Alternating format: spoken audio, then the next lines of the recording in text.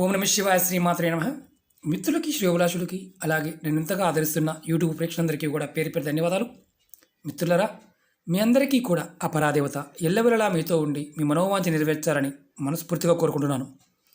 చాలామంది మిత్రులు, అక్క చెల్లెళ్ళు మెయిల్స్లోను, కామెంట్స్లోను, గురువుగారు మా ఇంట్లో సమస్యలతో చచ్చిపోతున్నాం, చాలా ఇబ్బందులు వస్తున్నాయి, కుటుంబంలో పిల్లలు, తల్లిదండ్రులు అందరూ తిట్టుకుంటున్నాం, కొట్టుకుంటున్నాం, ఆర్థికంగా కలిసి రావడం లేదు, మాకు ఉన్నట్టు ఉండి దీర్ఘ అనారోగ్య సమస్యలు వస్తున్నాయి, అప్పుడు దాకా బాగానే ఉంటున్నాం, ఎందువల్ల తెలియటం లేదు, పూజలు చేస్తున్నాము, వ్రతాలు చేస్తున్నాము, ఎన్నో ప్రయోగాలు చేస్తున్నాము, యంత్రాలు పెట్టుకున్నాము, ఉంగరాలు పెట్టుకున్నాము, అయినప్పటికీ మాకు ఫలితం అనేది రావడం లేదు, ఎందువల్ల?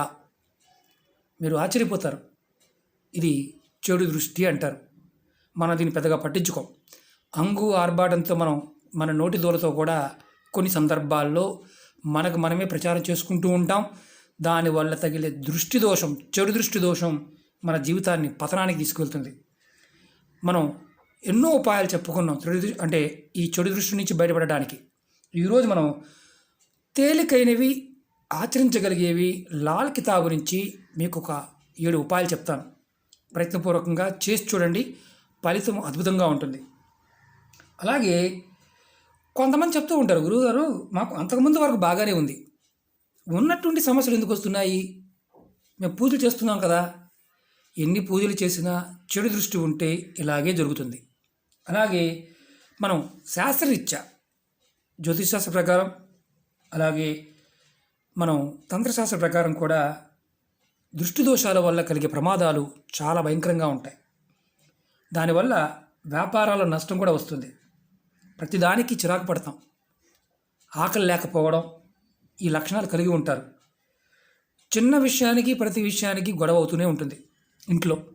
కానీ లాల్ కితాబ్ ఏం చెప్తుందంటే, ఈ దృష్టి దోషం ఉన్న వ్యక్తి, ఆ వ్యక్తి ద్వారా నకారాత్మక శక్తి వేరే వ్యక్తికి కూడా, ఇంట్లో ఉన్నవారికి, పక్కన ఉన్న వారికి కూడా అంటుకుంటుంది. అలాగే అవతల వాళ్ళలో ఒక మంచి శక్తి ఉందనుకోండి, అంటే పాజిటివ్ ఎనర్జీ ఉన్న వాడి శక్తిని కూడా లాగేస్తుంది. కాబట్టి జీవితంలో ఏదైనా అనేక రకాలైన సమస్యలు వెంటాడుతున్నాయి అంటే ముందు మీకు చెడు దృష్టి దోషం ఉందని అర్థం. దాన్ని తొలగించుకోకపోతే మీరు ఎంత చేసినా, ఏది చేసినా బూడిదలో పోసిన పన్నీరే. మనకు సామెత ఉంటుంది. కొంతమంది అన్నీ తెలిసినప్పటికీ కూడా, అంటే మామూలుగా వాళ్ళ జీవితంలో అన్ని విషయాలు తెలుసు, అది ఎందుకు ఉంటుందో కూడా తెలుసు, కానీ ఎన్నిసార్లు చెప్పినా వినరు. మన పెద్దలు ఒక మాట అంటారు, ఇది బూడిదలో పోసిన పన్నీరు అని. అలాగే కొంతమందికి చెప్పిన అర్థం కాదు, వాళ్ళని ఒక మాట అంటారు, పందికి ఏం తెలుసురా పన్నీరు వాసన అని. అంటే అర్థం ఏంటంటే, మన లక్షణాల వల్ల ఇలాంటి మానసిక స్థితి ఏర్పడడానికి కారణం కూడా చెడు దృష్టే. దీని అర్థం అది. అంటే అవతల వాడికి తెలియట్లేదంటే అర్థం ఏంటంటే వాడి మీద దృష్టి దోషం ఉందని అర్థం. అర్థం చేసుకోలేకపోవడం కూడా చెడు దృష్టి దోషం వల్లే జరుగుతుంది. ఎలా బయటపడాలో తెలియజేస్తాను. ఎవరైనా సరే, ఆడవారిని మగవారిని ఉపాయాలు చేయవచ్చు. జీవితంలో ఇబ్బందుల నుంచి బయటపడడానికి ప్రయత్నించేయండి. అలాగే మిత్రులారా, మీకు ఈ వీడియో నచ్చినట్లయితే లైక్ చేయండి, నా ఛానల్ సబ్స్క్రైబ్ చేసుకోండి, పక్కనే ఉన్న గంట సింబల్ని యాక్టివేట్ చేసుకోండి, 10 మంది మిత్రులకి షేర్ చేయండి. మీకు మొదటి ఉపాయం చెప్తాను. ఎవరైనా వ్యక్తి దిష్టి దోషం తగిలి బాగా ఇబ్బంది పడుతూ ఉంటే శనివారం నాడు పచ్చి పాలు తీసుకోండి. అంటే కాచిన పాలు కాదు, కొద్దిగా పాలు తీసుకొని గాజు గ్లాసులో, స్టీల్ గ్లాస్ కాదు, గాజు గ్లాసులో వారిని కూర్చోబెట్టి, ఉదాహరణ చూపిస్తాను. ఇది మనిషి అనుకోండి, తల అనుకోండి, కూర్చోబెట్టి మీరు తల చుట్టూతా ఇలా 7 సార్లు తిప్పండి. ఆపోజిట్ డైరెక్షన్లో, clock wise, anti clock wise, ఇది క్లాక్ వైజు, ఇది యాంటీ క్లాక్ వైజ్. ఇలా దిష్టి తీస్తాం కదా, 7 సార్లు యాంటీ క్లాక్ వైజు తిప్పండి. తిప్పి ఈ నీళ్ళు తీసుకువెళ్ళి మీరు కుక్కకి, ఏదైనా ఏ కుక్క అయినా పర్వాలేదు, కుక్కకి పోయండి. కుక్క వాటిని తాగుతుంది. కంపల్సరీగా కుక్కకు పోయాలి. అలా చేయటం వల్ల మీ మీద ఏదైతే నకారాత్మక శక్తి ఉందో అది తొలుగుతుంది. తొలగి మీకు స్వస్థ, అంటే ఒక రకంగా చెప్పాలంటే మానసికమైన ఏదైతే చిరాకు ఉంటుందో అది తీరిపోతుంది. అలాగే మనసులో ఉన్న ద్వేషభావం తగ్గుతుంది. దానివల్ల మీకు చేస్తున్న పనుల్లో ముందుకు వెళ్ళగలుగుతారు, పచ్చి పాలకి చేసి చేయటం వల్ల. ఇది మొదటి ఉపాయం. రెండో ఉపాయం చెప్తాను. దిష్టి దోషం చాలా అధికంగా ఉంది, కనుదిష్టి బాగా తగిలేసింది, మంచాన పడిపోయాం, అసలు లేకపోలేకపోతున్నాం, అనారోగ్య సమస్య ఏమీ లేదు, డాక్టర్ అంటున్నారు ఏమీ లేదు, కానీ మాకు ఈ అంటే చెకప్ చేసుకుంటే ఏమీ లేదంటున్నారు, కానీ మేము మాత్రం మానసికంగా ఇబ్బంది పడుతున్నాం, ఏదో మనకి తగిలేసింది అనుకుంటున్నాం.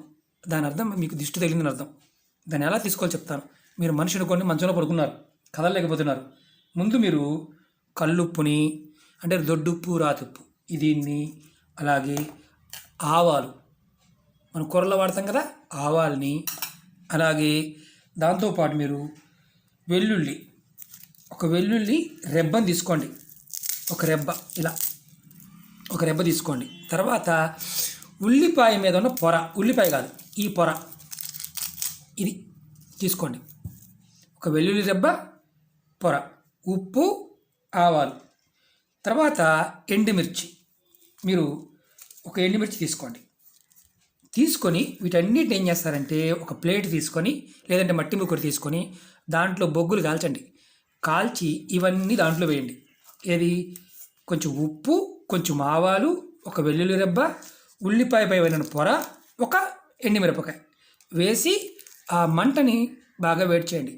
ఎవరైతే ఇబ్బంది పడుతున్నారో వారి చుట్టూతా 7 సార్లు తిప్పండి. మంచంలో ఉన్నారనుకోండి, ఇది మంచంలో పడుకున్నారు, మామూలుగా ఉన్నా సరే ఇలా తల దగ్గర నుంచి పొడుకోబెట్టి ఇలా తిప్పండి. పైన మనిషికి రౌండ్గా తిప్పండి, నిలబెట్టి కాకుండా పొడుకోబెట్టి తిప్పండి మనిషిని.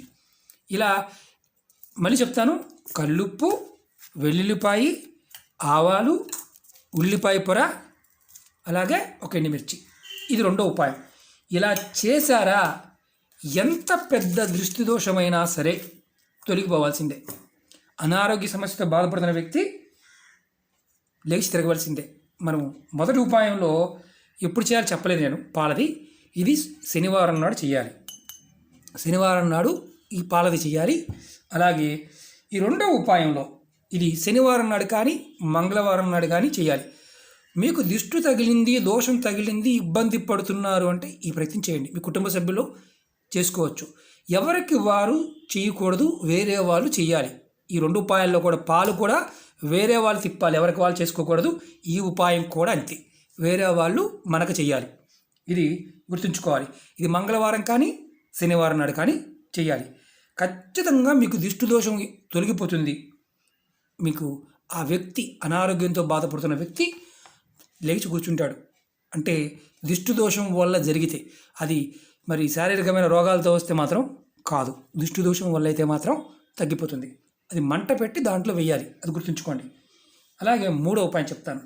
మీ ఇంట్లో పెద్దవారు కానీ పిల్లలు కానీ ఈ దిష్టి దోషాలతో బాధపడుతున్నారనుకోండి, మంగళవారం కానీ ఆదివారం కానీ మీ ఎడం చేతిలో కొన్ని ఆవాలు తీసుకోండి. చూపిస్తాను నేను. ఎడం చేతి, ఇది ఎడం చేయి అనుకోండి. కొన్ని ఆవాలు తీసుకోండి. చూడండి, కొన్ని ఆవాలు, కొన్ని ఆవాలు. అలాగే 7 కల్లుప్పు ముక్కలు తీసుకోండి. ఇలాంటివి 7, 1, 2, 3, 4, 5, 6, 7.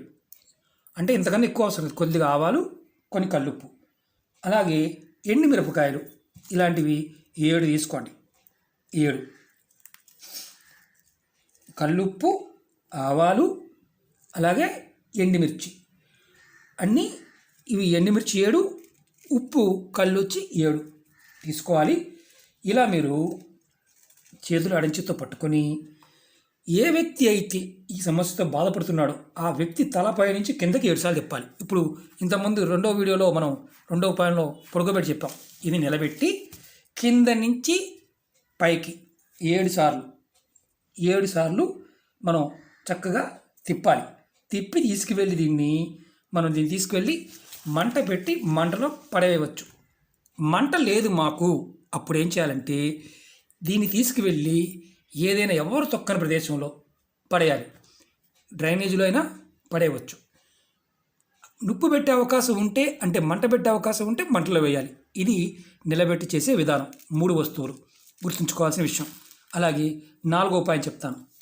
దీనిలో అద్భుతమైన ఫలితాలు ఉంటాయి, మీకు ముందు చెప్తాను అన్నీ కూడాను.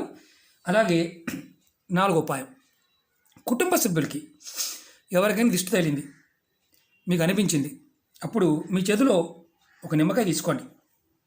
ఆ వ్యక్తికి తలపై నుండి, కింద నుంచి కాదు, ఇది తలపై నుంచి కిందకి 7 సార్లు తిప్పాలి. అంటే ఇక్కడ మొదలుపెట్టి ఎడం పక్క ఇలా తిప్పాలి. మనం క్లాక్ వైజు, ఇది క్లాక్ వైజ్ ఇలా తిప్పితే ఇలా తిప్పాలి. ఇప్పుడు 1 2 3 4 అది కూడా తలపైన మొదలుపెట్టి కాళ్ళ కింద వరకు ఇలా 7 సార్లు తిప్పాలి. తర్వాత ఈ నిమ్మకాయని 4 ముక్కలుగా కట్ చేసి 3 కోడల రోడ్డుకి వెళ్ళాలి. 3 కోడల రోడ్డు, 4 రోడ్డు, 4 అంటే 4 కోడలు కాదు, 3 కోడలు రోడ్డు. అక్కడికి వెళ్ళి ఈ నిమ్మకాయలు అక్కడ పడేసి, ఈ ముక్కలు పడేసి, 4 ముక్కలు పడేసి వెనక్కి తిరిగి చూడకుండా ఇంటికి వచ్చేయాలి. ఇంటికి వచ్చి కాళ్ళు చేతులు కడుక్కొని ఇంట్లోకి వెళ్ళాలి. అంతవరకు ఎవరితో మాట్లాడకూడదు. ఇది 4 ఉపాయం. మీకు మిత్రులారా, నేను ఉపాయాలు ఒక్కొక్కటి ఎందుకు చెప్తున్నానంటే, మీరు ఇందులో ఏది చేయగలిగితే అది చేయండి. ఖచ్చితంగా మీకు మార్పు అనేది వస్తుంది. అంతేకాని 7 చేయమని కాదు. మీరు ఏ ఉపాయం చేసినా సమస్య నుంచి బయటపడతారు. ఇప్పుడు 5వ ఉపాయం చెప్తాను. లాల్ కితాబు మనకి అద్భుతమైన ఉపాయాలు చెప్పుకుంటున్నాం. వ్యక్తికి దిష్టి దోషం తగిలింది, ఇబ్బంది పడుతున్నారు. ఆ వ్యక్తి ముందు కూడా చెప్పాను, రాహుకేతు ప్రభావం ఎక్కువగా ఉన్నప్పుడు తగులుతుంది అర్థం. ఎవరి జాతకంలో అయినా సరే రాహుకేతు ప్రభావం అధికంగా ఉన్నప్పుడు వాళ్ళకి దిష్టి తగులుతుంది. కాబట్టి మీరు రాహుగ్రహ మంత్రాన్ని జపం చేసినా సరే మీకు దిష్టి దోషం అనేది తగ్గుతుంది. ఆ మంత్రం ఏంటో చెప్తాను మీకు ఓం రామ్ రాహువే నమః అంతకుముందు వీడియోలో కూడా చెప్పాను. ఇదే ఉపాయాన్ని అంతకుముందు వీడియోలో కూడా చెప్పాను. మీరు ఈ మంత్రాన్ని ఓం రామ్ రాహువే నమః ఈ మంత్రాన్ని మీరు జపిస్తే, మీకు ఎవరికైతే దిష్టి తగిలిందో ఆ వ్యక్తి జపించినా మీకు దిష్టి దోషం నుంచి బయటపడతారు. ప్రయత్నపూర్వకంగా చేసి చూడండి. ప్రతిరోజు కూడా దిష్టి తగులుతున్నప్పుడు ఈ ప్రయం చేయండి, ఖచ్చితంగా ఫలితం వస్తుంది. 6వ ఉపాయం చెప్తాను. లాల్ కితాబ్ ప్రకారం ఎవరైనా సరే ఆంజనేయ స్వామిని మనసులో తలుచుకోవడం వల్ల దిష్టి దోషాలు తొలగిపోతాయి. చిన్నపిల్లలకి మనం చిన్నప్పుడు మొలలో కానీ మెడలో కానీ ఆంజనేయ స్వామి లాకెట్ని వేసేవారు. ఎందుకంటే దిష్టి తగలకుండా ఉండటం కోసమే. ఇప్పుడు ఫ్యాషన్ అయిపోయింది కాబట్టి కొంతమంది వాడుతున్నారు, కొంతమంది వాడటం లేదు. అలా ఉంటే మీకు దిష్టి దోషం తగ్గుతుంది. మీరు దిష్టి దోషం తగిలింది అని అనుమానం ఉన్నప్పుడు మీ ఇంట్లో హనుమాన్ చాలీసా అని చదవండి. అలాగే సుందరకాండ పారాయణం చేయండి. ఒకవేళ చదవడం రాకపోతే వినటానికన్నా ప్రయత్నించేయండి. ఖచ్చితంగా దిష్టి దోషం నుంచి బయటపడతారు. లాల్ కితాబ్లో ఇలాంటి తేలికైన ఉపాయాలు చాలా ఉన్నాయి. ముందు మీకు కొన్ని వేల ఉపాయాలు చెప్తాను. అలాగే 7వ ఉపాయం చెప్తాను. లాల్ కితాబ్లో దిష్టి దోషం అంటే మామూలుగా నరదృష్టి, జనదృష్టి, కనుదృష్టి, ఈ దిష్టి దోషాల నుంచి బయటపడడానికి ఒక అద్భుతమైన ఉపాయం చెప్పడం జరిగింది. ఏదైనా ఒక గుడ్డ తీసుకోండి, ఏదైనా ఒక గుడ్డ.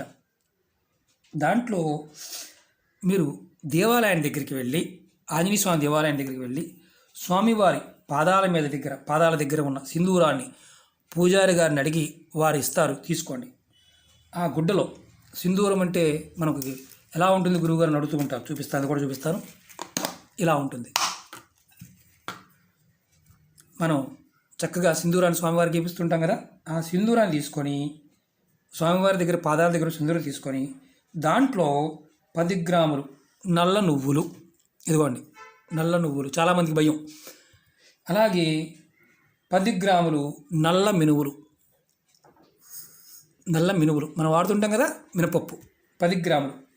తర్వాత 3 ఎండి మిరపకాయలు. అలాగే ఒక మేకు తీసుకోవాలి, ఏదైనా ఇనుప మేకు, ఇలాంటి మేకు ఒకటి తీసుకోవాలి. తీసుకొని ఈ వస్తువులన్నీ వేసి చక్కగా క్లాత్లో మూట కట్టాలి. మూట కట్టి ఎవరికైతే దిష్టి తగిలిన వ్యక్తి ఉన్నాడో ఆ వ్యక్తికి తల నుంచి కింద వరకు రాత్రి పడుకున్నప్పుడు ఇలా పడుకోబెట్టామనుకోండి, పడుకున్న తర్వాత ఆ వ్యక్తికి తల కింద, దిండు కింద ఈ మూటని పెట్టాలి. కట్టేసిన మూటని తల కింద పెట్టాలి. మనిషిలో పడుకున్నాడు అనుకోండి, తల కింద దిండు ఉందనుకోండి, దిండు కింద ఈ మూటని పెట్టాలి. పడుకో ముందు కాదు, పడుకున్న తర్వాత ఎవరికైతే దిష్టి దోషంతో బాధపడుతున్నాడో ఆ వ్యక్తికి పెట్టి 2వ రోజు ఆ మూటని ఎక్కడైనా సరే పారే నీళ్ళల్లో వదిలేయాలి. ఇది పారే నీళ్ళు లేకపోతే చేయవద్దు ఈ ఉపాయాన్ని. ఈ 7 ఉపాయాల్లో మీకు దిష్టి దోషం తగిలింది, ఇక మేము ఇక చిన్న చిన్న ఉపాయాలు, ఇంతకన్నా తేలికైన ఉపాయాలు ఉండవు. లాల్ కితాబ్లో ఇలాంటి చాలా చెప్పారు, అంతకుముందు వీడియోలో కూడా చెప్పాను. మీరు ఎవరైతే నమ్మకంతోనూ విశ్వాసంతోనూ ప్రయత్నం చేస్తారో మీ దిష్టి దోషాన్ని అలా తీసుకోగలుగుతారు. దిష్టి తగలడం వల్లే ఎక్కువ ఇబ్బందులు కలుగుతాయి. కాబట్టి మీరు దిష్టి దోషం తొలగించుకోండి, మీకు ఏది చేసినా సరే విజయాన్ని పొందుతారు.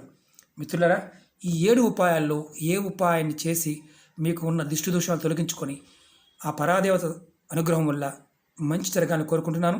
అలాగే మీకు ఈ వీడియో నచ్చినట్లయితే లైక్ చేయండి, నా ఛానల్ సబ్స్క్రైబ్ చేసుకోండి, పక్కనే ఉన్న గంట సింబల్ యాక్టివేట్ చేసుకోండి, 10 మంది మిత్రులకి షేర్ చేయండి. ఓం నమః శివాయ, శ్రీమాత్రే నమః.